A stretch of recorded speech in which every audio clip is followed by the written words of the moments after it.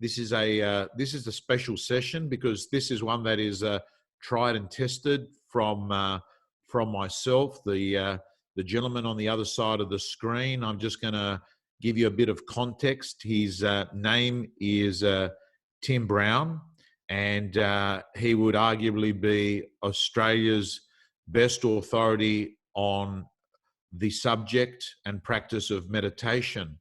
And the way I got introduced to Tim Brown was through John McGrath, which many of you watching this obviously know because you're predominantly a business real estate community. And in 2006, when I all of a sudden had a unexpected relapse, I couldn't sleep. I felt my life was falling apart. I would have catastrophic thinking. I was visualizing as I lay in bed at nights that there'd be a funeral. I struggled to get through the days whilst we were waiting for clarity on what the diagnosis was. And when the diagnosis came, it wasn't a great diagnosis. So that was basically another chapter. And then one day, John McGrath sent me an email that basically had booked me in for a month of personal one-on-one tuition with Tim in 2006. And I'm pleased to let you know, Tim, that it happened gradually, not suddenly. I think everything good happens gradually, not suddenly, you know? Absolutely, absolutely. And I started to sleep better.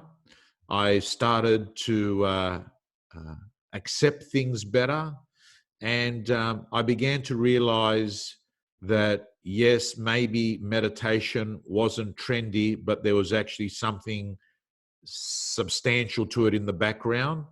And Tim, I want to thank you for that tuition, which happened approximately in the top of my head in the middle of 2016. Yeah.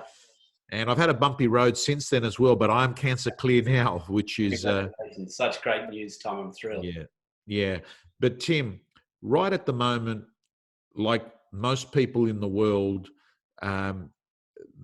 it's uncertain times, and the real estate community and the mortgage brokers that watch this, and I'm a bit surprised if we don't get 20,000 views of this segment because, Tim, you're one of the few people I know that are able to talk about meditation in a way that's practical, that business people can adopt. So I'm going to start off and just say, why did you get into meditation? Yeah, so I was corporate before all of this. 20 years ago, I actually learned to meditate 22 years ago, and I'd actually spent the previous 3 years living in the former Soviet Union, in Uzbekistan, developing models to privatize agriculture from the old collective kolkhoz system into private enterprise. And I was not far out of university, pretty green behind the ears, and landed a job in an incredibly demanding, stressful kind of environment. I lived in a Muslim village pretty much on my own for a couple of years on that project. So incredibly high demand set, incredibly challenging. I had to learn Russian and Uzbek on the ground, and living in a foreign country. It was a really challenging experience.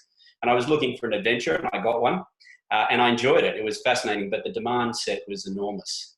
And it was actually when I got back from that, and it was time to kind of settle down and get a job and grow up and get on with things. And settling back in and managing and processing that experience actually was more challenging than I thought it was going to be. And I was very fortunate to be introduced to a guy called Tom Knowles, who was teaching meditation in Sydney at the time. And he was a trained neuroscientist that had given up a career in neuroscience to teach meditation. And he was just a really normal bloke, had kids, married. And in fact, he was the guy that taught John McGrath to meditate, would have been 30 years ago. And I think many people would have read the story about John meeting Tom all those years ago when John was having a challenging time. People kept saying to him, go and meet this guy called Tom Knowles, learn to meditate. And he kind of brushed it off. This is in one of his books. Yes. I'm not telling stories out of school. And eventually went to see him, and he was 3 doors down from him, from John's office in Wallara. And John learned to meditate with him and got enormous benefit from it. I learned 22 years ago, changed my life immediately, started feeling more relaxed, at ease, present, available, and things started to move back into flow for me. And I moved out of the field I was in, which was agriculture, corporate agriculture, and actually moved into other things. I moved into event management for a period of time. My sister and I brought Mikhail Gorbachev and Gentleman Schwarzkopf out here in 1999 for the World Masters of Business. And I chaperoned Mikhail Gorbachev around. I'd learned to speak Russian, so I was able to show him and his wife around, which was great. And then out of that into a few other things, but I'd learned to meditate and I just felt more relaxed, more at ease. I was open to opportunities and things just started happening. And that flow experience started to come to me very quickly. And I soon saw many other people having the same experience. And I just thought, this is amazing. And so I then approached my teacher, Tom, and asked him to train me, which he agreed to do. And I trained with him and then set up the center in Paddington 19 and a half years ago. And we've taught over 6,000 people to meditate, mums, dads, kids, corporates, creatives, elite sports, people down at Long Bay Jail, inmates at Long Bay Jail, people with anxiety, depression, insomnia is an enormous issue. You name it, I've taught them. Cancer, a lot of people with cancer. And especially in this day and age, anxiety, depression, this is a huge issue. And meditation is one of the critical pieces in the puzzle to manage all those experiences. If we can learn how to settle the mind, relax the body, turn off the adrenaline, noradrenaline, cortisol, turn on the serotonin, dopamine, oxytocin, get out of the flight fight into what we call the stay and play response, then the whole mind, body, everything operates differently. And we're seeing just through the rigors of day-to-day life, even before this COVID thing, that just with the dynamics and the stimulation, the pace of life, that stress was just building incrementally in people, and people are just normalizing that experience. It's one of the extraordinary things about the human conscious state, is its ability to standardize and normalize an experience. And people didn't even realize they were stressed. Yeah. And yet they were starting to experience lack of ease mentally, physically, and emotionally. And this is lack of ease, unchecked or unaddressed, becomes dis-ease. And we're just seeing too much of that. And that's just a very simple thing. Keep loading the body up with stress, tension, and fatigue incrementally, and the mind, body, essential state will disintegrate. And this is a big, big issue these days. And that was even before COVID. So Tim, I like the way you've explained that the normalization of something that's not normal. Yeah.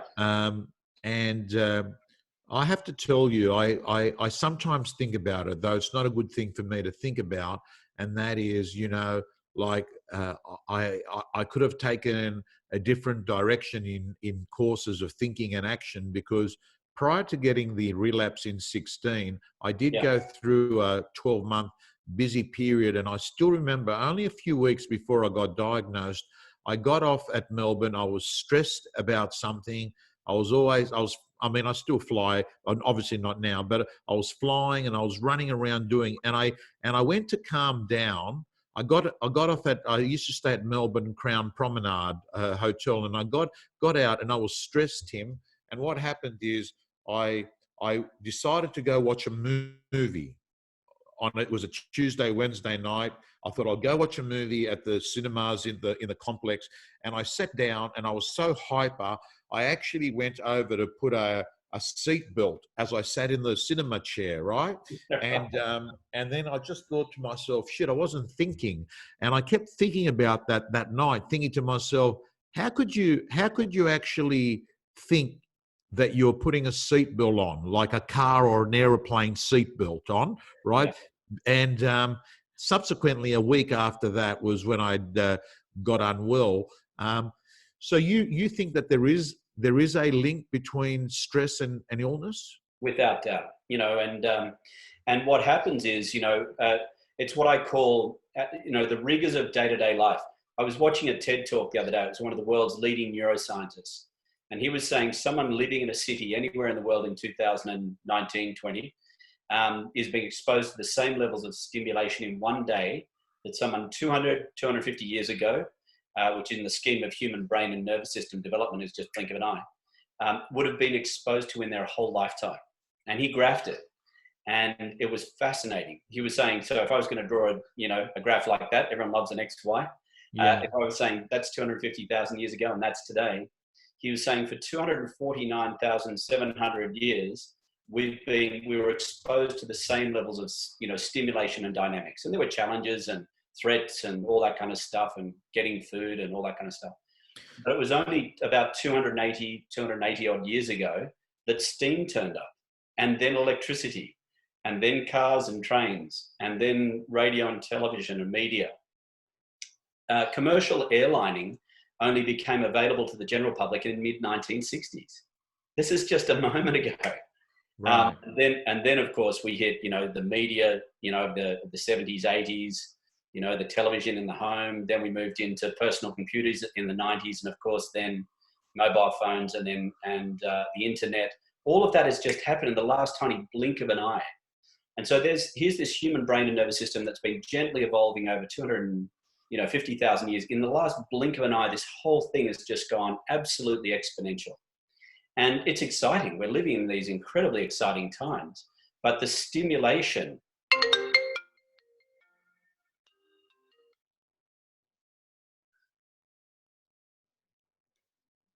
Yeah.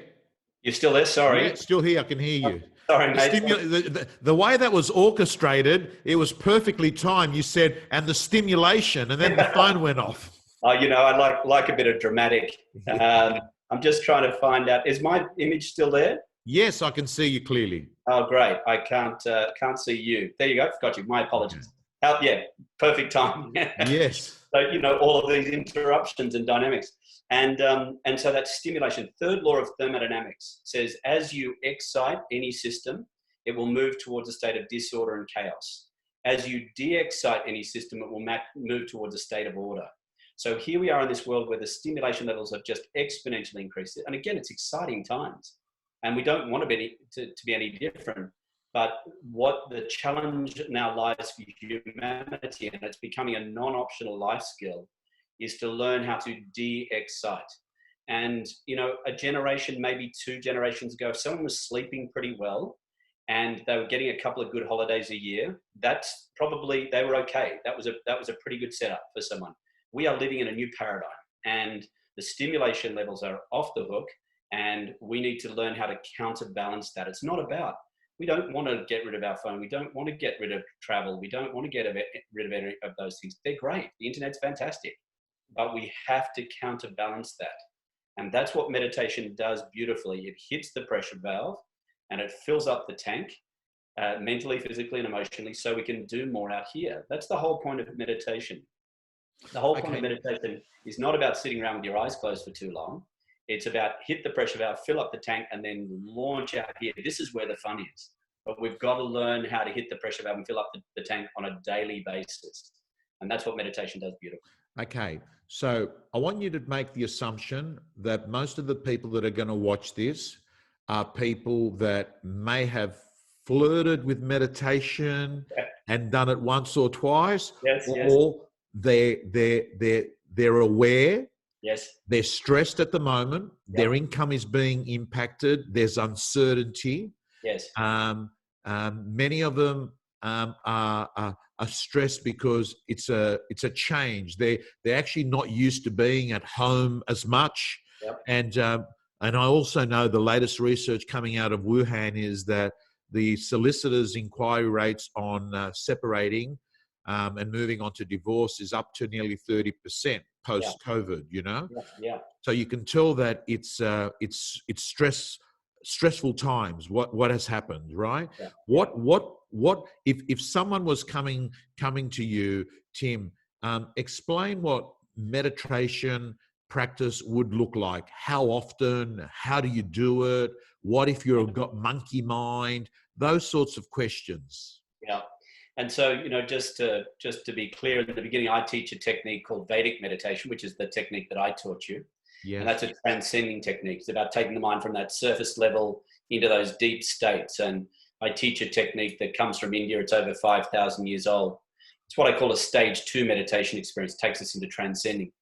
That takes a little bit of training. And the way I talk about that is, you've got to learn how to ride the meditation bike. And just like when you're learning to ride a bike, if you can get someone to fit you for the bike, hold the back of the bike, give you some good instruction, learning to ride a bike's not an impossible thing. It's actually a very doable thing, but you need those 3 things. And that has been passed down through a verbal tradition for over 5,000 years. So I can't do that obviously today, but that's what I do. That's what I've taught over 6,000 people to do. But, there is a way to have a little kind of taste of the experience, to take a step towards it. And of course, only a few years ago, this was not something that you could do, but now there are so many apps, Headspace, Calm, Smiling Minds is fantastic for kids. And they're great, first step. They will deliver someone what I call a stage 1 meditation experience. And a stage 1 meditation experience will take you from your head up here in that active mind into your breath. That's a stage 1 experience. Stage 2 is where we move from breath into and beyond thinking completely, into that complete state of stillness. So that complete state of stillness is what we call transcendence, or pure consciousness, a conscious state where we're conscious, but there's no content inside of that experience. Now we can access states of rest 5 times deeper than sleep in that state, and 20 minutes meditation. And when I teach someone in that very detailed practice, 20 minutes in the morning, 20 minutes in the afternoon, 20 minutes meditation is equivalent to 3 to 4 hours sleep. So if someone's meditating 20 minutes in the morning, 20 minutes in the afternoon, they're getting an additional 6 to 8 hours of rest and relaxation into their brain and body every day before they go to sleep at night. That means their brain and body doesn't have to do the night shift, which is what we're finding a lot of people are doing. They're not sleeping properly. Either can't get to sleep, or they're waking up in the middle of the night, mind racing, and then not being able to get back to sleep. And it's been known for millennia. You can feed someone, you can water them, you can give them all the comforts of life. But you do not let someone rest and relax properly, they will mentally, physically, and emotionally disintegrate. We've been using it as a torture method for thousands of years. And that's what we're seeing is, and again, with the dynamics just in day-to-day life, again, pre-COVID, we were seeing that trend was happening. People weren't sleeping properly. And the thing is, when someone starts meditating, consistently, the interesting thing is they start sleeping better and more deeply. And it's been amazing with these new watches. I've just seen data come out of people just wearing these watches pre-meditation and post. They start getting much deeper sleep, much more percentage of deep sleep, better REM, all of those things. We're seeing that data come off people's watches. It's a fascinating thing that's happened in the last few years. But this is what we need. The paradox is, in this day and age, we need more rest and relaxation to process the experience we're having, but we don't have time. So we've got to work out how to get that deep rest and relaxation in a very short period of time. And that's what meditation does beautifully. When you know how to do it properly, meditation, the technique I teach, I refer to as being the Formula One pit stop of meditation. In, refuel, new tires, clean the screen, back on track. And that's the whole point of meditation, is to be able to operate more dynamically out here. But we've got to learn how to go this way. And the best analogy for this is, we'll work with your industry. Everyone in construction knows if you want to go 2 stories or 20 stories or 200 stories, everyone knows you've got to go that way first, and then you go that way. Every tree and plant you've ever seen, its premise is to go towards sunshine. And yet it knows it's got to invest time, effort, energy going this way in order to successfully go this way. Every golfer knows they've got one of 2 options. They address a ball, they've got one of 2 options. They can either start pushing that ball up the fairway, or they can take that club and they can do something very, very strange. They can spend a bit of time, a little bit of energy drawing that club back, creating that potential in the club, then release it. And the result's so much more dynamic. And this has become the forgotten art, Tom, is the value of going this way first and then going that way. We've got so into the go forward model. And that model is not sustainable. And part of this experience that we're being delivered by nature is about re-educating us about the ultimate method towards everything. Someone asked me the other day, tell me in the simplest way you possibly can what it is that you teach. I said, I'm just teaching people how to, instead of doing that, I'm showing people how to go like that. That's all. Just go this way, then we go this way. Remember those little kids we had? Remember those as kids, Tom? You had those little cars, and you could either fling them down the corridor with your friend, or you could take them and load them up and then release them. They'd go flying by. That's what meditation is. Meditation is about learning to go this way, and there's an art to that. And if everybody wants, I'll run a little 10-minute meditation at the end of this session if that's what you'd like to do. And I'll just give you a little taster. I'll give you a stage 1 experience of that if people are interested. But the key is, and what we're trying to do, is to get the mind to settle, which will cause the body to relax, which will then cause the body to want to release stress, tension, and fatigue. And you used a phrase a little earlier, Tom, and that phrase, it's the naughty, mischievous monkey mind. And if I could remove one phrase from the English language, it would be that one. Right. Because when people use that, and no comment on you, mate, it's all, a lot of other people use it. And in fact, it's not our mind. When we sit to meditate and the mind becomes active, that's not our mind. It's the body releasing stress and tension out of the nervous system that's activating the mind on the way out. And this is the mistake that people make.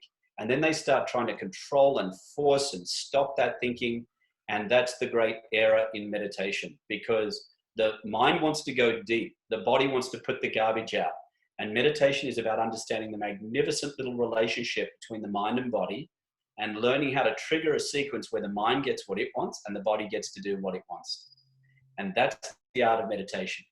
And that's, what I teach people how to do, is how to do that. It's not complicated. It's ridiculously simple when you know what you're doing.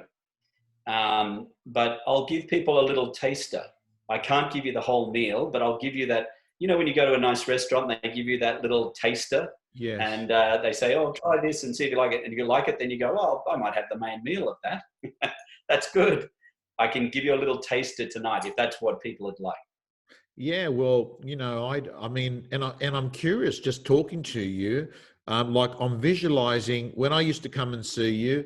I'd spend about an hour with you, and we'd talk, and then we'd actually do the meditation. And off the top of my head, our meditation used to go for around 20 minutes. 20 minutes. Is that right? Don't need any. 20 minutes is the absolute maximum we need. We do not need any more than 20 minutes. Between 10, if we're going to get, between 10 and 20, meditating for less than 10 minutes is a waste of time, because the mind and body aren't getting an opportunity to even kind of process or get into its rhythm. But no more than 20 is required either. And one of the things that we find is that when people start to meditate properly and knowing what they're doing, they'll go into meditation, they'll come out pretty much spot on 20 minutes. It's an uncanny thing. And again, like another analogy for meditation is archery. We draw the bowstring back, then we release it. Same principle. But it's like the bowstring. We draw the bowstring back. When it gets to that back point, it doesn't want to go back any further. It wants to go forward. And people find, when they start to meditate and get the benefit and understand what they're doing, then they'll get to 20 minutes and the mind and body goes, I'm done. Or like, I filled up my car at the petrol station. Didn't cost me much money. It's fantastic. Petrol's cheap these days. But it's got 40 litres in it. Once it had 40 litres in it, no point standing there, keep pulling the trigger, put the cap on and get going. And that's what happens. We don't need any more. 20 minutes meditation will do the trick. And when you're getting deep rest and relaxation out of that, and then come out of that ready for dynamic activity, that's what makes meditation so valuable. Have you been doing in light of COVID, have you been doing virtual meditation sessions with clients? So once I teach someone how to practice Vedic meditation with the correct mantra and practicing correctly, I hold every Monday night at 6:30, I hold a group meditation. once someone's done that training with me, they can come into that environment and they've got a lifetime membership to those Monday night meetings.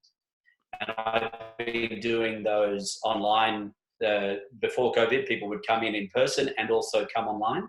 Now it's all online. But yes, I've been doing that all the way through, yeah. Okay, and a couple of more practical questions I want to ask you. And I'm looking at some of the questions like, do you lie down or do you sit down on a chair, or is there a rule? Great. No, that's a great question. And the answer is we never lie down to meditate. And the reason for that is once the head goes past 45 degrees backwards, we start producing sleep or unconscious chemistry. And we're going to miss out on an opportunity to go deeper than sleep.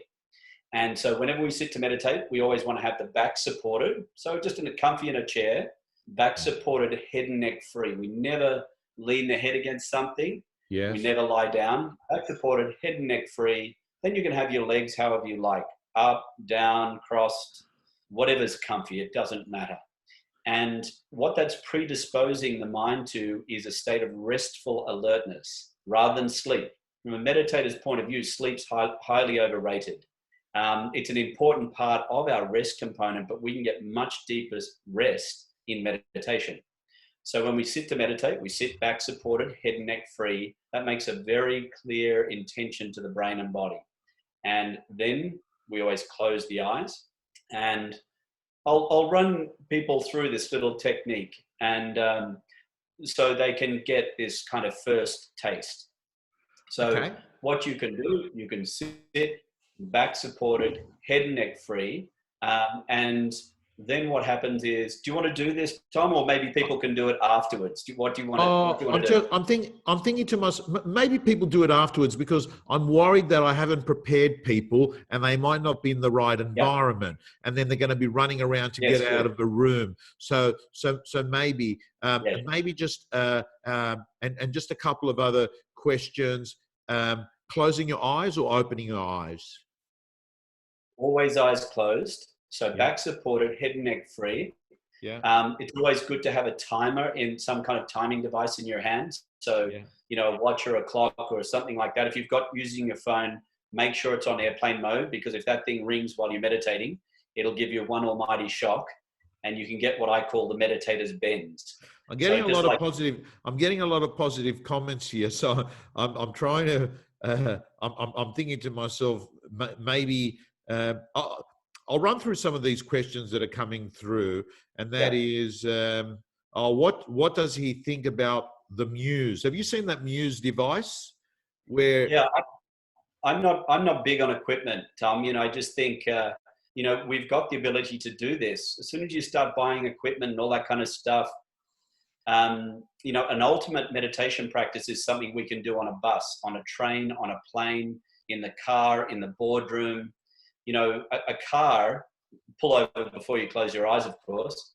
But, you know, from a meditator's point of view, a car is just a meditation bubble.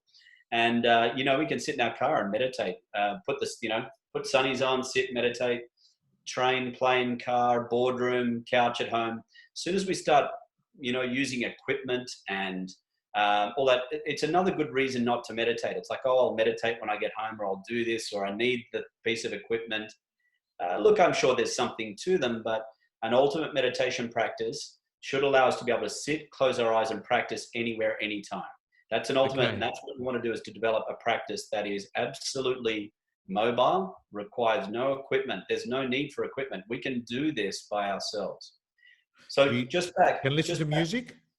What's that? Listen to music? Look, what that will do is it can relax you a little, but what happens is as soon as we play music, the mind's being drawn outwards towards the music, whereas actually an ultimate meditation technique is taking us inwards. So as soon as you start playing music, and of course, Tom, there are grades of things. There's grades in everything, as we all know.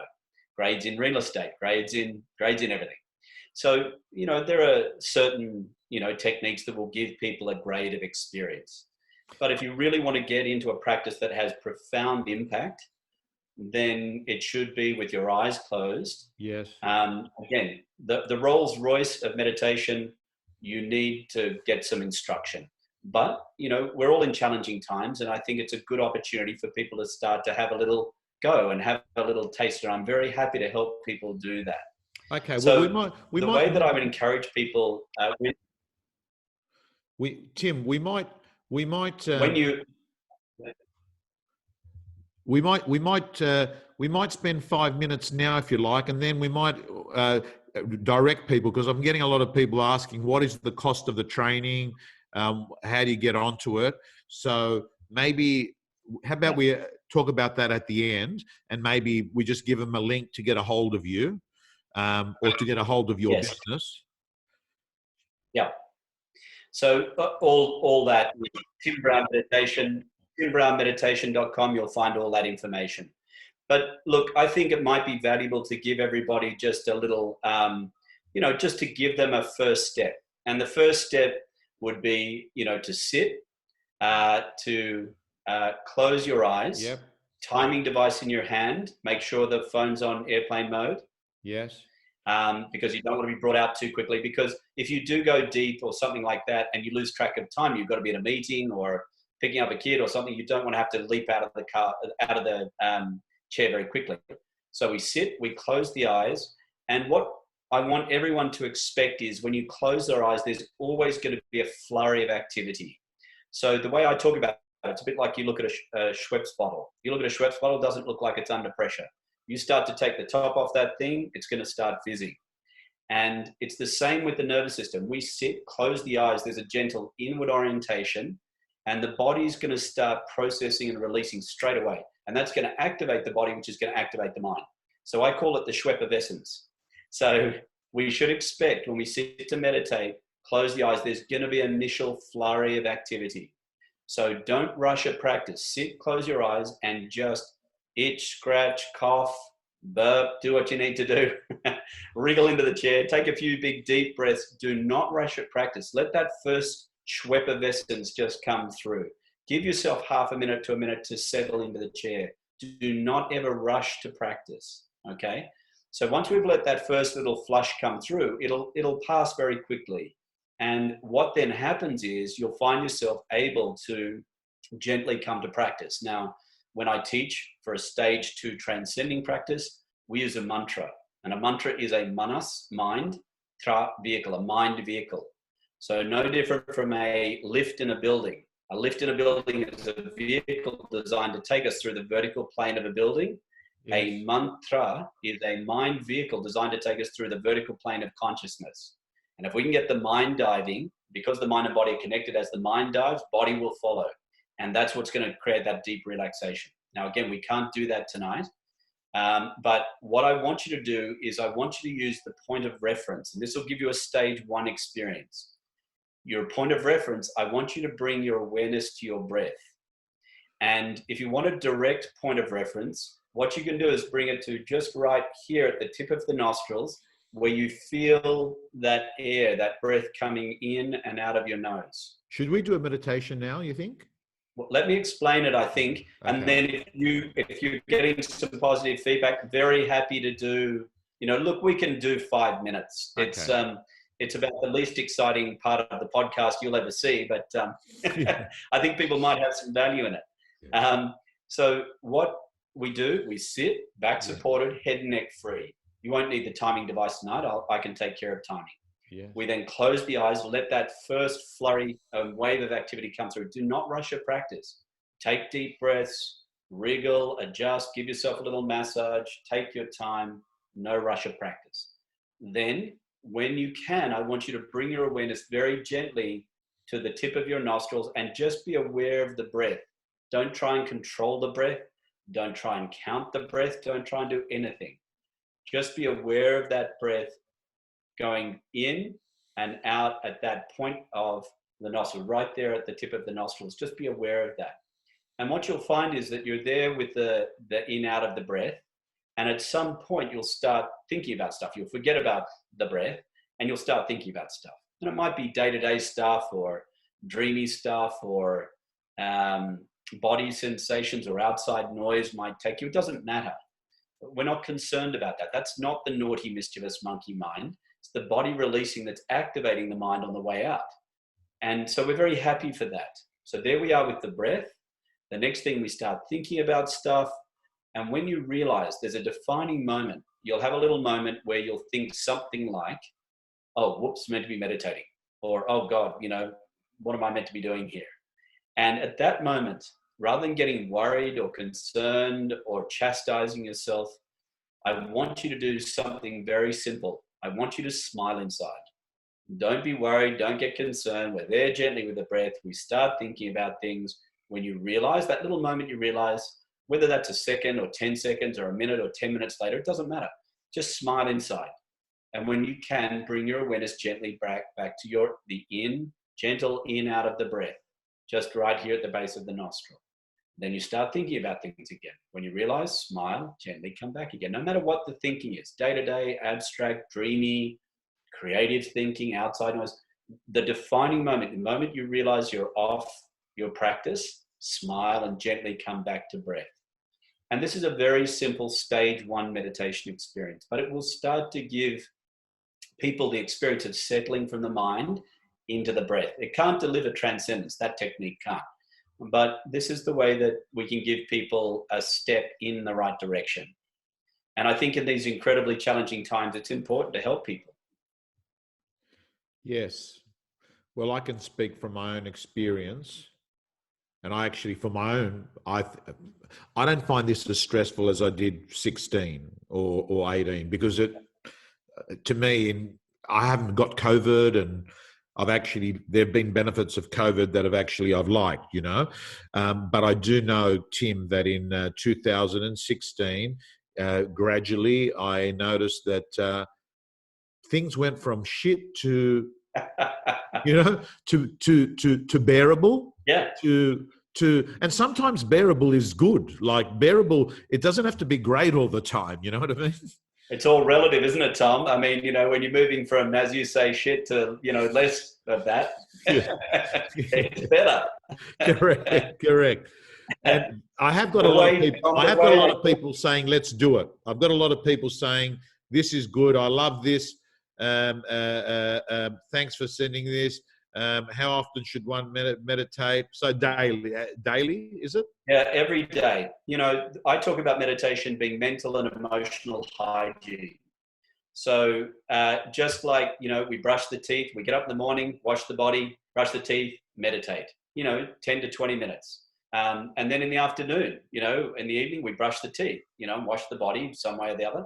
We should meditate in the morning, 10 to 20 minutes, afternoon, 10 to 20 minutes. It's exactly the same as the body and the teeth and our oral hygiene. We need to flush ourselves mentally and emotionally every single day. And, we are living in a time when the uptake is so great. The way I talk about it, Tom, is, when you go to the movies and you get caught in the front row of the cinema, yes. And it's a horrible experience. It can be an Academy Award winning, best actor, best actress, best cinematographer, best everything. If we're in the front row of that cinema, it is a horrible experience. Yes. And the solution is not to leave the cinema. The solution is to work out how to get back a few rows in the cinema. And if you can get back a few rows in the cinema, screen drops back, sound settles, chalk top in one hand, someone you like next to you, or popcorn if that's your thing. No matter how dynamic it might be, intense scenes and sound, but if we're back a few rows in the conscious cinema, we can lend ourselves emotionally and really enjoy the experience without being overwhelmed by it. Now, that's what we're doing with meditation, is we're learning how to get back a few rows in the conscious cinema. And we don't want to be in the front row because that's where we get overwhelmed. We don't want to be in the back row because that's where we're disengaged. There's that sweet spot right in the middle. Life is all about the sweet spot. And what we're looking to do is to cultivate a conscious state where we can be in that conscious sweet spot all the time. And that's what meditation does. Life's pulling us in this direction all the time. We've got to learn how to counterbalance that.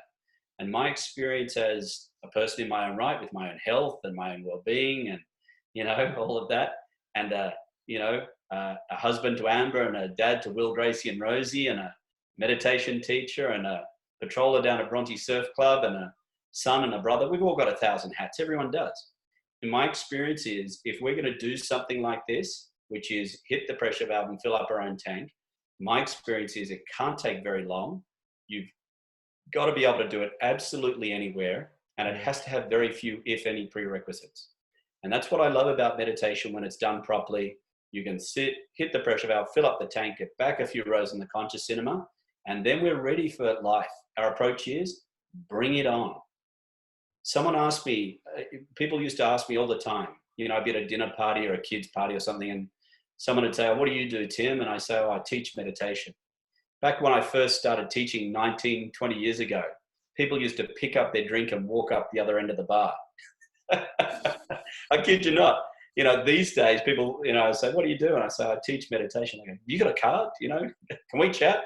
Yeah. But this is, you know, this is not that long ago. Yeah, so. And it doesn't matter what religion you are, is it? I mean, it's not religion. It's not religion. It's, you know, it is, however, what it is spirituality. And let's define that. Spirit is essence. Essence is the least expressed version of something. We've got these physical bodies. This is the retail end of self. This is retail Tim, and that's retail Tom. And, you know, and then in behind that, we've got the mind and the emotions. And we're like those Russian dolls. You know those Russian dolls? Yes. We've got these layers to us. When we start to explore this, we're starting to move into those bigger, broader, quieter, stiller, more stable aspects of ourselves. Because as soon as we start coming forward, we're coming into the changing mind, the changing emotions, the changing body, the ever-changing outside world. And there is a fundamental human desire to experience stability, security, and non-change. Contentment and happiness, they all are all the same thing, actually. And none of those things exist outside of us. This is the thing. Humanity has been trying to organize those things in our outside lives for a couple of thousand years, and it can't be done. It's not because we're not trying hard enough. It's not because we're not focused enough. It's because it can't be done. This is the realm of change. Everything out here is change. Where stability, security, and non-change lie is within me.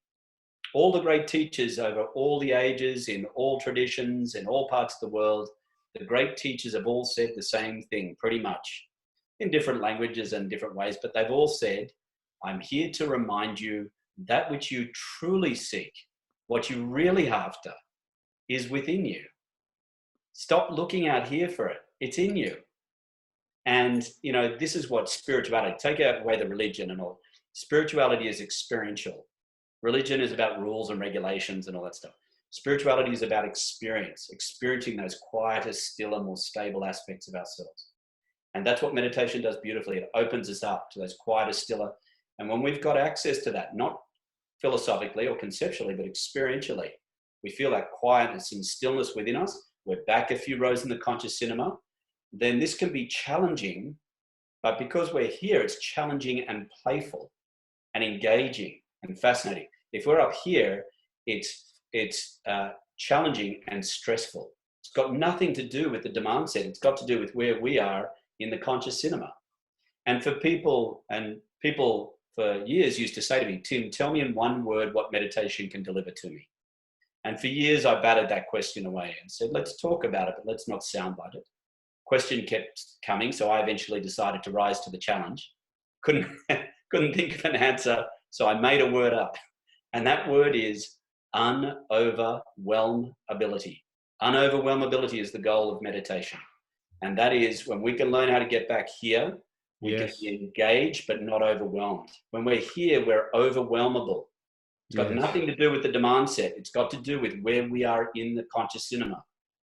And that's exactly what you reported a minute ago, Tom, which is you said, you know, the demand set was the same, or even the demand set now is high, but you're in a different space. And therefore your experience of it is different. And this, we can facilitate this. We can't control all of this. I got to tell you, Tim, I love the feeling when it's there of unoverwhelmed. The way you, that word, I love the feeling. Whether it's a situation where you feel like there's someone that's going to be at an auction that's going to try and sabotage it, or whether you're speaking at a conference where you've got people that have got an IQ of 150 and you're intimidated that they're going to ask you a question in front of everyone, or any situation that stresses you, the ability to look at the situation as it is and not get emotional about it. I love that feeling. That's beautiful, Tom. And that is exactly what I've just explained there.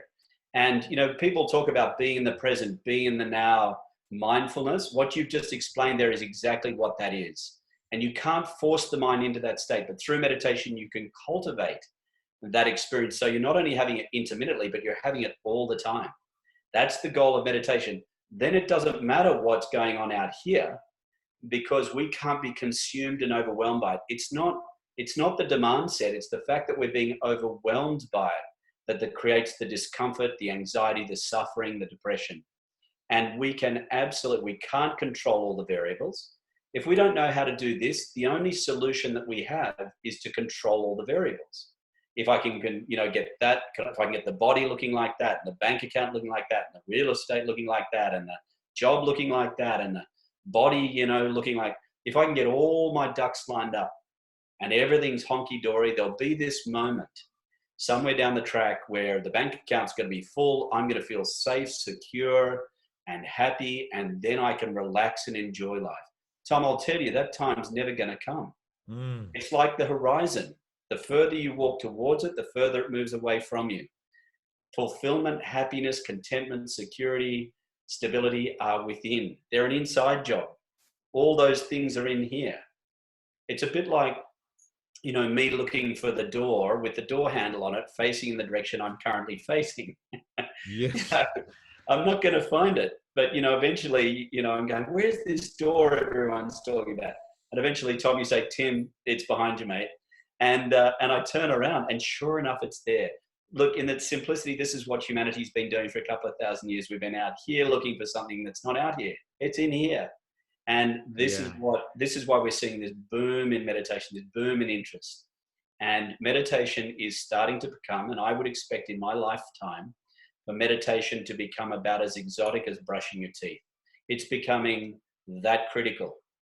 And part of this, if you want to look from a very big, kind of worldview, if, the way we talk about, nature's intelligence, Mother Nature, the way that she operates, she'll whisper in our ear, and, if there's a need for change or progressive change or evolution, if we ignore that, she'll tap us on the shoulder.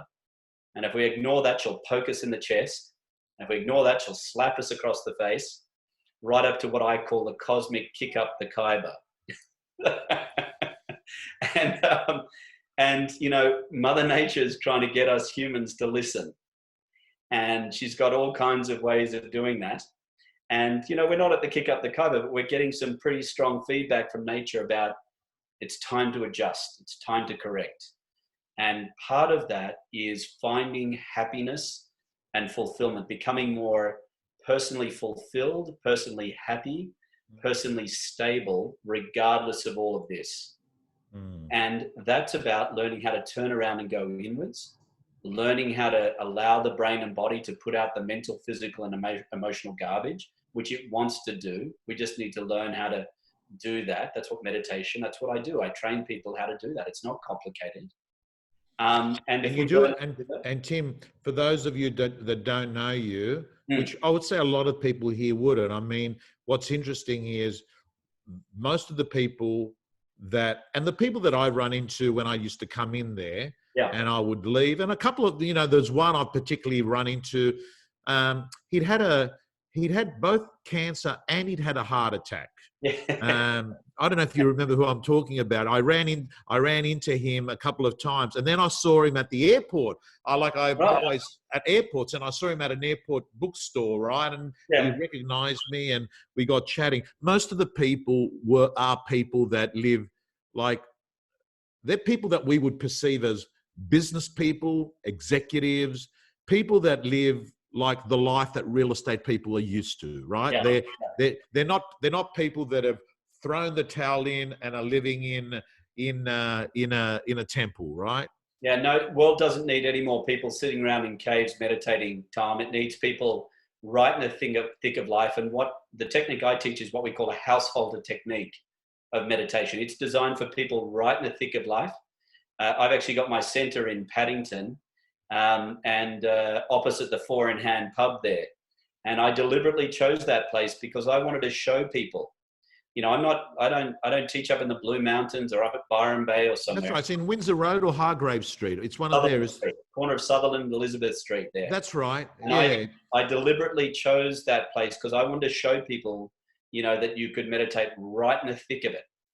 And, you know, this is not about, you know, heading for the hills and rolling the rock in front of the door. The world doesn't need more people. The world needs more people with more clarity, creativity, energy, joyfulness, intelligence, that are big net contributors. That's what the world needs more than anything right now. And stress, tension, and fatigue building in the mind and body is the thief in the night. And it just creeps up on us, and we lose mental, physical, and emotional spectrum, and we cannot give what we haven't got. And so as stress builds, what we tend to do is we tend to trim our lives. And so as we get like that, we get more and more down into just surviving. You know, those friends we don't contact anymore, those hobbies go by the wayside, those social contributions we used to make, they go, and we start to get very narrow, you know, just about work or just about family or just about, and I've never found people like that particularly inspiring. I've never found them to be really interesting and truly successful people. The truly successful people I've met are multidimensional. They've got family and friends and careers and make social contribution and enjoy their hobbies and tend to own their own time.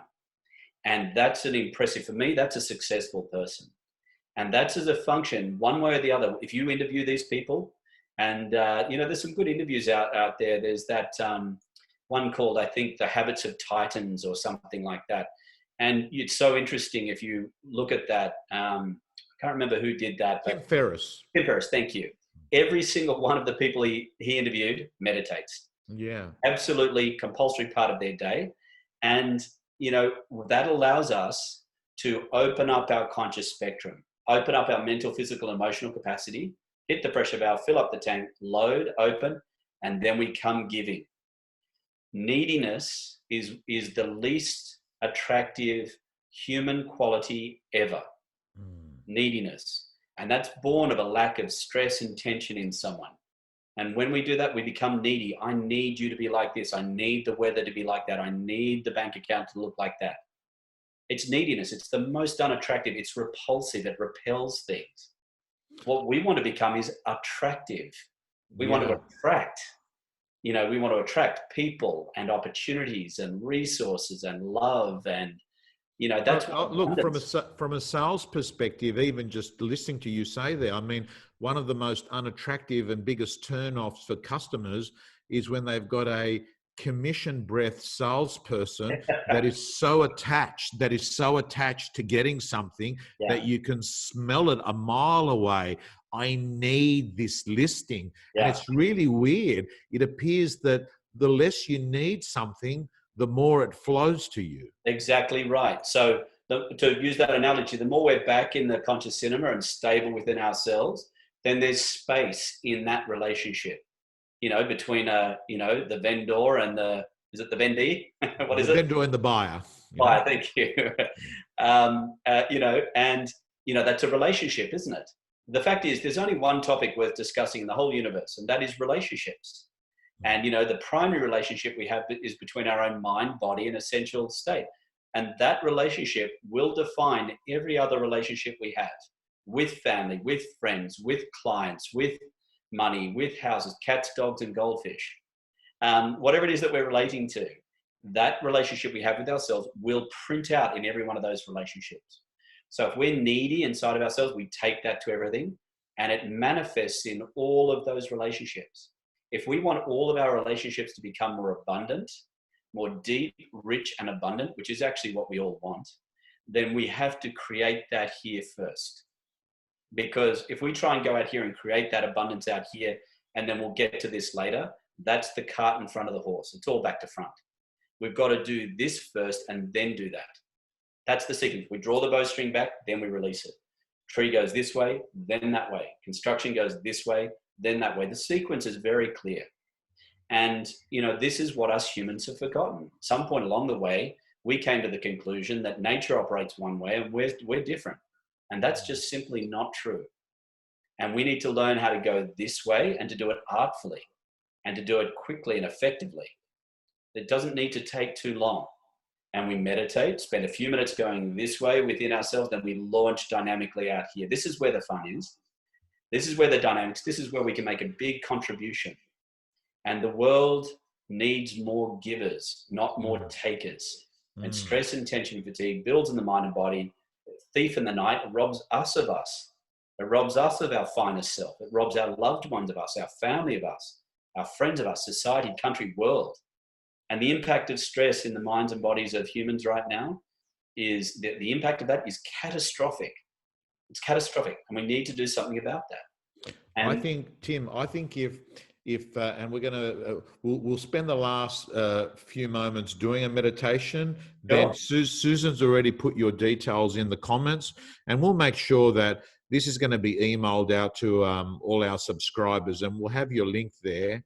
I actually think that this potentially is a real estate agent's superpower in 2020. If they can get this right, they might find that this is their actual secret weapon. Because in the last 5 minutes you've been talking, Tim, I have to say the research out there on why someone lists with a real estate agent is that there's 5 things: that they liked them, that they felt the person understood their problem, yes, that the person then went and helped them solve that problem, that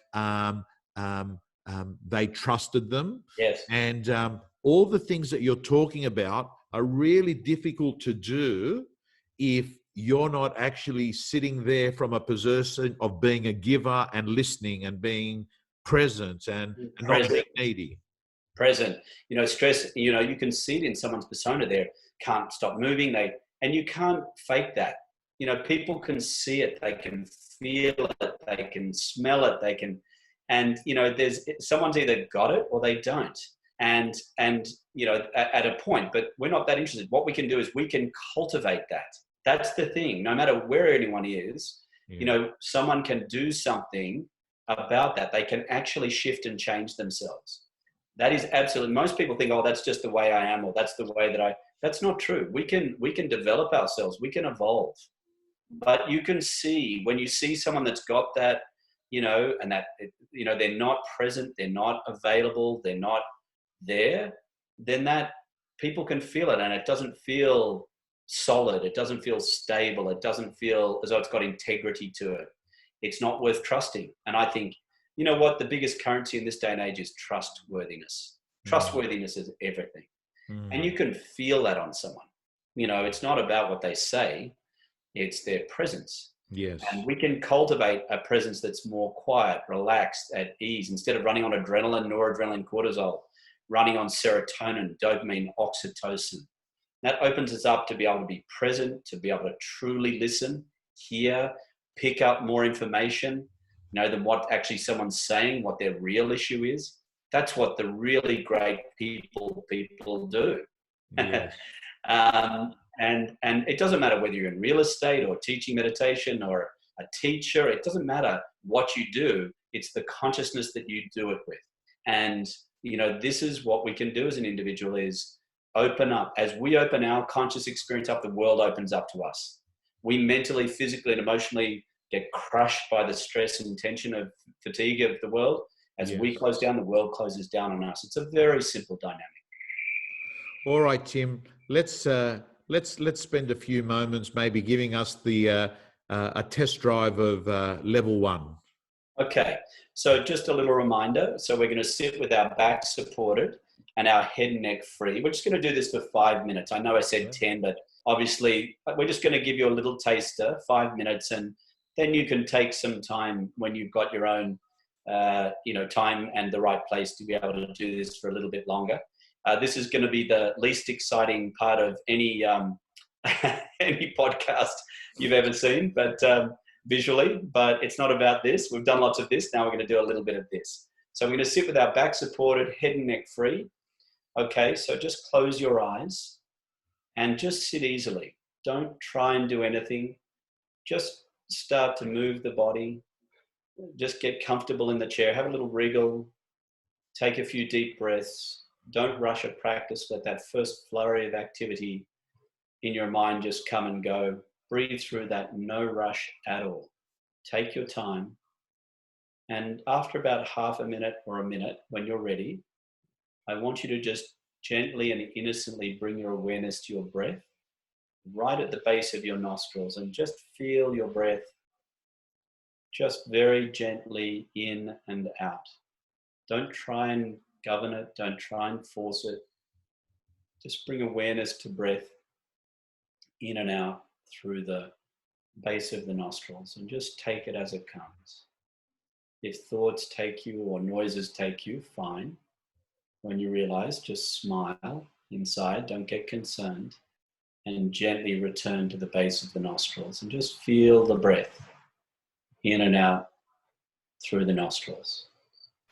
Just going to do that for 5 minutes and see what happens. Don't mind the time.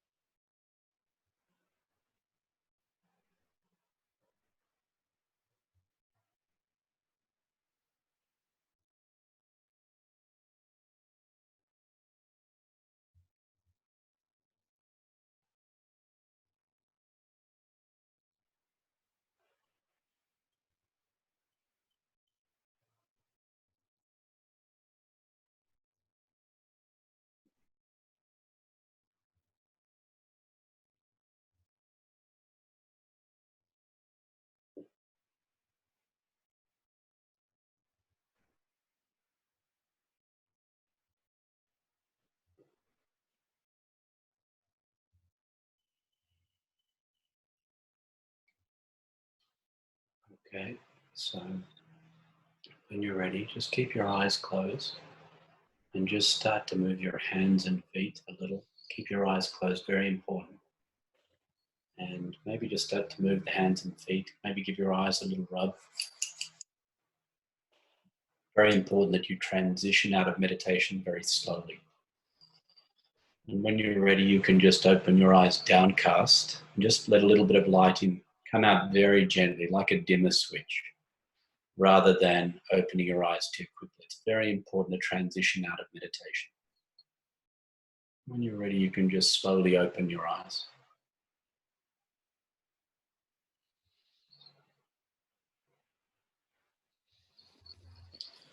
Well, Tim, that was surprisingly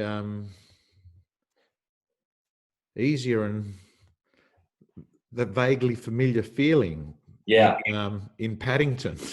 So because I've trained you, when I taught you how to meditate, your brain and body knows what's happening. And so it'll be very familiar to your mind. But it'll be interesting to see what your listeners and your people think, and it'll be interesting to see what some of the responses are like. But I think what they'll start to report is that there's some quietening and a little bit of stillness, and if they practice that, and again, I'd encourage minimum 10 minutes, maximum 20, that'll give your mind and body an opportunity to really kind of start to get into the process, and it'll be valuable. So just the things I would remind you of: back supported, head and neck free, watch or clock in the hand. There's a great timer called Insight Timer. It's a free timer, and it's a great little timer for meditation. I'd encourage people to use that. And then sit, close the eyes, let the Schweppefessens come. And then when you can, gently to the breath. Off you go on that line of thinking. Fine. When you realize, smile, gently come back to breath. Just keep doing that. When your time's up, let go of your practice, but don't open your eyes too quickly. Keep your eyes closed. Even if you don't feel like you've gone very deep or anything, very important to dimmer switch your practice, your experience back up again. So we just move the hands, move the feet, take a few deep breaths, open the eyes downcast, come out very gently. They're the basics. And if you do that, then you'll have an experience of meditation, and it'll give you a stage 1 experience. And you'll enjoy that experience. You'll get value for that. The one little thing I would remind people, even if you have shallow, don't feel like you get that deep, and don't be concerned, because it's actually not about what happens when you're meditating. It's all about how you feel afterwards. So I want you, even if you have a shallow experience, don't mind. You gently, with the breath, off you go, gently like that. You kind of feel, I'm not sure anything happened. Fine. Just gently transition out, get on with your day. And what you'll feel is, you'll find you'll feel good afterwards. So whether you get depth or shallow, it doesn't matter. It's not about the practice. It's about how you feel afterwards. If you're just gentle in practice, you'll enjoy the benefits afterwards, because you'll be back a few rows in the conscious cinema. And someone novice meditated, they'll come out of meditation, they'll feel that kind of ease and relax, maybe for a few minutes, maybe 15, 20, 30 minutes, and then it kind of starts to fade away. But when you get regular with the practice, it starts to become stable, so that inner stillness, you're able to maintain that conscious altitude all of the time. It doesn't ever go away. And that's what we're ultimately shooting for from meditation, to be able to enjoy that experience all the time, not just for a few minutes after meditation, but all the time. And that's what learning a stage 2 meditation experience and having the support, which is what I do, give people to really build a practice and get really confident with it. That's the training that I give people. But this is a good start. This is a great way to get a little taster. And I really hope it's been helpful to your viewers, and that people can practice this. It has. I'm reading some of the comments, and from my own perspective, yes. It was that nice familiar that was vague, and I actually think, Tim, you've used a lot of metaphors which our agents would understand today. And when you talked about sitting in that front row of the cinema, I'd actually go a step further and say, many of us are in the front row, and also the movie that we're actually watching now it's not a fun, humorous film. It's a bit of a horror film, if you know what I mean. And we're right up front, and this movie at some point is going to end. But whilst we're there, we can actually experience a lot better. It's no comedy, is it, Tom? You know, and I think that's the thing. But, you know, just like, and to stretch that analogy, whether it's a comedy or a horror film, if you're back a few, you know, it's manageable. And, you know, people still go and see horror films, don't they? I mean, I don't particularly like them, to be honest. But, you know, people go and, you know, can get your emotions. If you're, you know, stable within yourself, even the kind of intensity of experience can be kind of playful and engaging. That's why people go and watch horror films. But, you know, if you're in the front row, it's consuming. But if you're, you know, if you're back a few rows mentally, physically, then anything can be engaging. And there are great opportunities out there, and there is going to be fantastic things that come from this. If we're able to maintain our inner stability and maintain our inner calm, we can maintain that conscious altitude. We can see this whole thing unfolding. We're able to maintain that equanimity throughout this, then we'll come out of this shining. And there are great opportunities to be had if we can maintain that inner equanimity. If we're being overwhelmed and consumed, then this is just a living nightmare. And the truth is, Tom, it's got nothing to do with what's happening out here. It's got to do with where someone is in the conscious cinema. And that's something that we can do something about. Absolutely. All right. Well, you've given us gold class tickets. That's what you've done today. And right in the sweet spot of the gold class. Yeah. I hope it's been helpful. Tim, thank you so much for your time. I realise that you're a pro. You're not an amateur in meditation, and very, very few times you actually do things at no fee. You've been kind enough and generous to share your time, and for people that want to take the next level. And who knows, we might see some real estate agents in your Monday night 6:30 p.m. classes in the months to come. You know, I've worked with a lot of people in your industry and over the years, and it's been a pleasure. And you know, I've worked with people right from, you know, stress and disease right up to, you know, seeking that 1% of high performance. You know, in your industry, in sport, in business, in all fields. And, you know, it doesn't matter who we are. If we can refine our experience, then we can be someone that can give more. Charity begins at home. We've got to learn how to give and nourish ourselves first, and then we can give so much more to the world. And that's what I love about meditation. It's just about, you know, hit the pressure valve, fill up the tank open, and then come to the world. And then no matter what we are and what we're doing, you know, whether we're playing the role of real estate agent or father or partner or whatever it happens to be, that we can bring more to that. And I think that's the thing that we can all do for the world. Tim, thank you so much, and have a pleasant evening. My pleasure. Thank you so much. Bye-bye. My pleasure, Tom. See you.